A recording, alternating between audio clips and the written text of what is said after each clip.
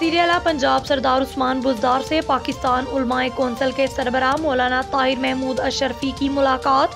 मौलाना ताहिर महमूद अशरफी की वज़ीर आला उस्मान बुज़दार को हुकूमत के 2 साल मुकम्मल होने पर मुबारकबाद। हुकूमत पंजाब सूबे में हम आहंगी के फ़रोग़ के लिए उलमा के किरदार की मुआतरफ़ है। उलमा व मशाइख से मुलाकात और मुशावरत को एज़ाज़ समझता हूँ। पंजाब में महकमा औक़ाफ़ को बेहतर और फ़आल बनाया जा रहा है।